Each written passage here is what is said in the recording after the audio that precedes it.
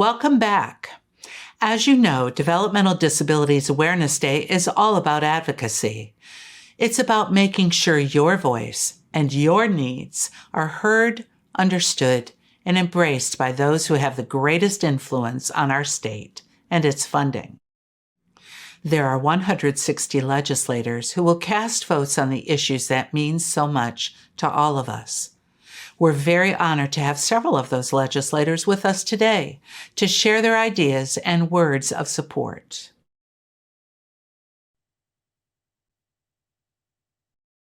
Hello, everyone. I'm Speaker Chris Sprouse. On behalf of the Florida House of Representatives, I want to say welcome to the 2022 Developmental Disabilities Awareness Day, and thank you all for being here. The Florida House is committed to improving the lives of every Floridian, and your presence here today demonstrates your commitment to serving as a champion for our disability community, and for that, I and the other members of the Florida House are truly grateful. Last session, we were able to invest approximately $100 million extra in the APD waitlist to help get thousands of Floridians off the list and in for services. And I'm looking forward to the opportunity to build on that success this year. Together, we can work to ensure that every Floridian has the resources they need to live a great and meaningful life.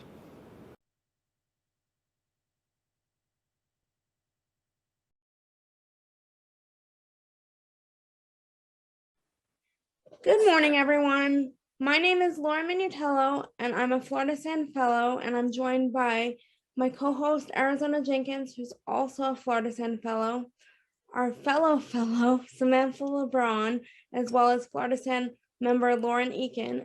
And we're going to talk a little bit to Sam and Lauren about their journey through the provider rate crisis. Arizona? Thank you. Thank you for being here today. Yes. We're going to ask you a couple questions about your services. What does your PCA do for you? My PCA helps me with my daily needs. So that includes dressing, bathing, cooking, and cleaning. But most importantly, they help me access the community so I can do all the things I like to enjoy. Thank you. How about you, Lauren?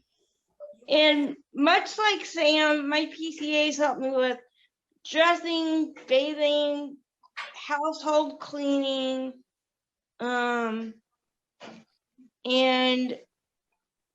they are my wheels to the community because my community here in Clay County, Florida has transportation only provided for medical necessity. And Lauren, what would your life look like without your personal care assistance? I would be relying on my mom, who can't really lift me and gets worn out easily. And the same question for you then. Yes, without having a PCA, I wouldn't be able to do the things that I enjoy. Currently, right now, because the provider rate is so low and turnover is so high for my PCAs, I used to have someone 7 days a week. Now I only have someone 2 days a week for part of the day. So now I have to pick and choose what I want to do for the day that's most important and forgo the rest.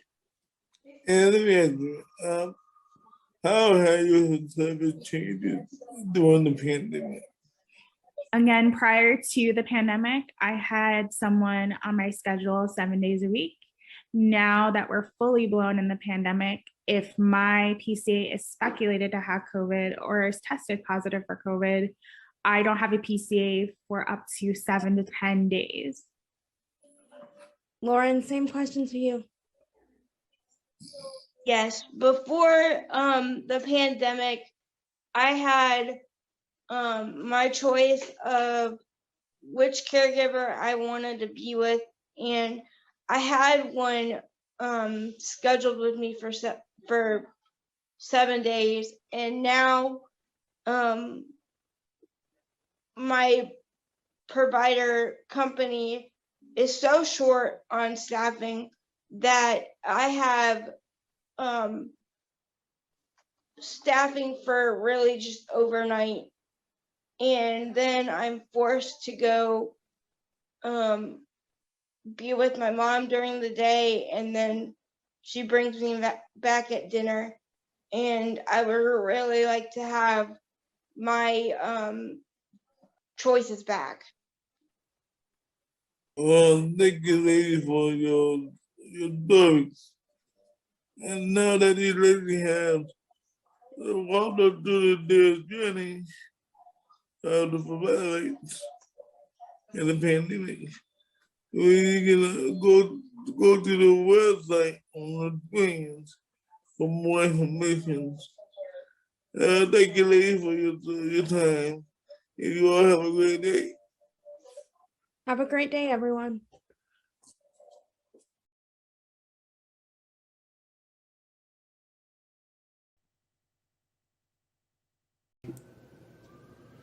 I'm Senator Lorraine Osley, and I'm here to welcome you to the 2022 DD Day. We're meeting virtually again this year, and it's been a challenging couple of years for sure with COVID. While it's been challenging for all, I know it's been particularly challenging for those in the disability community.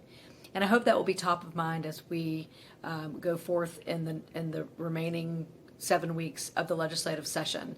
I'm sponsoring again a bill that creates a social services estimating conference specifically for the I budget, which will allow us to accurately project the real costs of serving our disability community and the waiver community every year. This is something that is long overdue, and it will go a long way in making sure that these vital and required services are available for all of those in the disability community and on the waiver program. So take a look at Senate Bill 1704, and hoping that we can get it heard and let your local legislator know that it is important to you and it's important to the disability community. Hope you all have a wonderful day and look forward to advocating with you this year and in the future for these very important issues.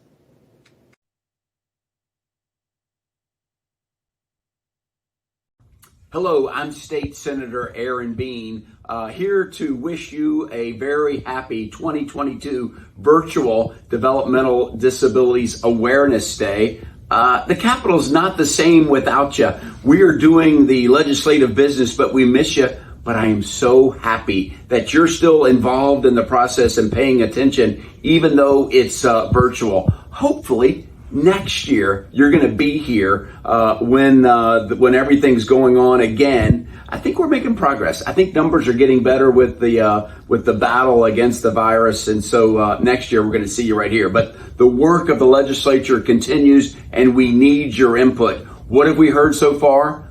Wages. We're paying many in the developmental disabilities community, and the services, people providing service to that community are not making nearly enough. They are struggling right now. In fact, many have left the industry. No more.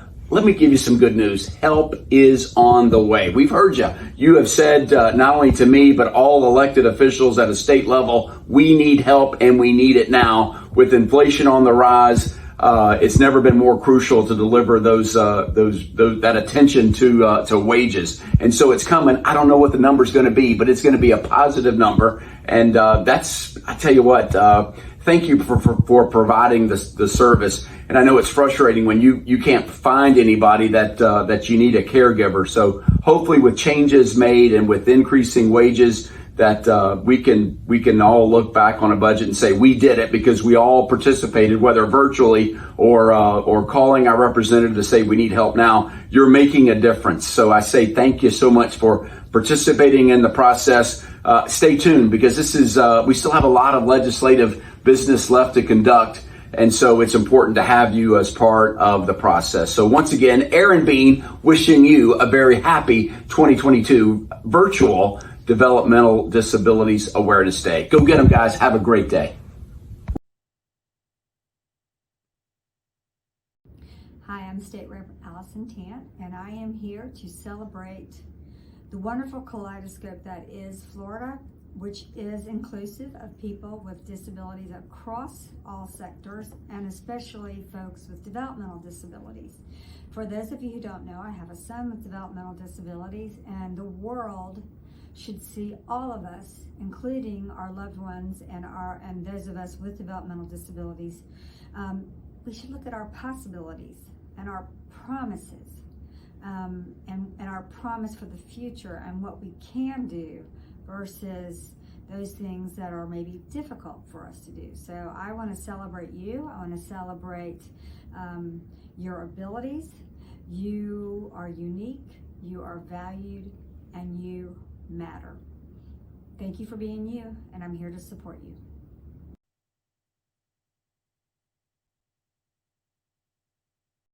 Well, good afternoon. My name is Representative Rick Roth. I'm from Palm Beach County, Florida. I've been a state representative for 5 years, and I've served every year on the Children's, Families, and Seniors Subcommittee. The last 2 years, I've been vice chair.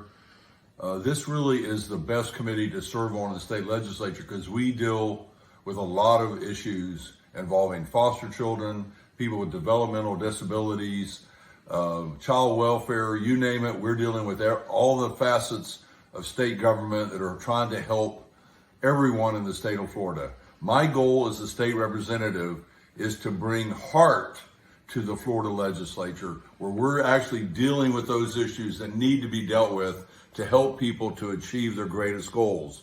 My goal as a representative is to inspire people to do their best, to always step forward into every challenge and know that with the help of our state government and with other agencies around you, we can all accomplish our goals. We just have to never give up. We can always achieve what we need to achieve if we just believe in ourselves and never give up. So I'm Representative Rick Roth, and I just want you to know we in the Florida legislature love you. We love you participating in our governmental process. Keep up the good work. Come to Tallahassee. Talk about what you need for us to do for you. We work for you. God bless you and have a great day.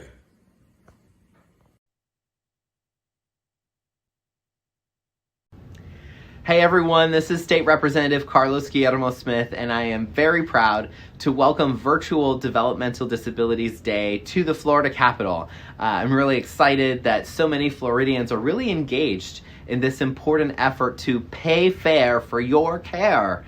We know direct support workers provide crucial support that helps people with disabilities live and work in their communities. And I'm excited to stand with you in support of this push.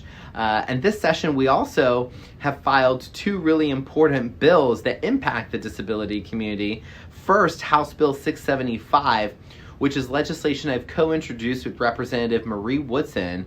And the bill creates and requires that the state of Florida create a Medicaid buy-in program for Floridians with disabilities whose incomes currently exceed the maximum limits for obtaining assistance under Medicaid. It allows those Floridians to instead be able to pay a modest premium in order to obtain these critical benefits and get access to care. We've also filed House Bill 1569, which requires the Social Services Estimating Conference, which is really just a state board that projects costs to taxpayers for various social programs in the state of Florida. The bill requires them to include a more detailed and comprehensive forecast for the home-based and community-based Medicaid waiver services program. We know that requiring them to do this would also allow for a better understanding of the true cost of the iBudget Med Waiver program, and it would allow the legislature to better fund the program year after year so that we can finally eliminate that 22,000 person waiting list and get people enrolled in the services they deserve. These are two priorities for me, in addition to actually funding the APD iBudget waiver waitlist, building on our work from last year to do so, and of course, paying fair for your care. But anyway, we wish all of the advocates who are here a great experience. Telling your stories really matters, and it goes a really long way towards sending a message to lawmakers that these issues are important and that we need to take action on them now. So best of luck with Virtual Developmental Disabilities Day in the Florida Capitol, and I look forward to seeing all of you really soon.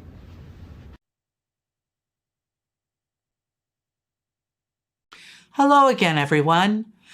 I have returned to say my closing words.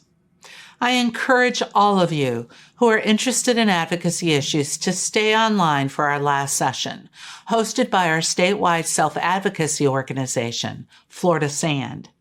It's a great venue to learn, share, and end our DD Awareness Day event with advocates from around the state. I'm Valerie Breen, Executive Director of the Florida Developmental Disabilities Council. I'd like to express my sincere appreciation to our speakers and our distinguished legislators. And most importantly, I want to thank you for your interest and attention and for taking the time to join us today. Remember, make your voices heard with the legislators who represent you and join the other Floridians facing the issues we talked about today. Visit FDDC.org's advocacy tab and join the Pay Fair for My Care page, where you can find talking points, resources, and a way to tell your story. Though we're not the 600 strong who 4 years ago made our voices echo in the halls of the Capitol and in the offices of our legislators to raise awareness about the critical needs surrounding the crisis facing our workforce, you can ensure you are heard by calling the members of the House and Senate that represent where you live, by sending them emails, by writing them letters. They want to hear from you. They need to hear from you. Please help them understand our issues and what they must do to ensure the needs of people with disabilities, their families, and their caregivers are met during the year ahead and beyond. Stay healthy, stay safe, and don't forget, it's you who can make the difference.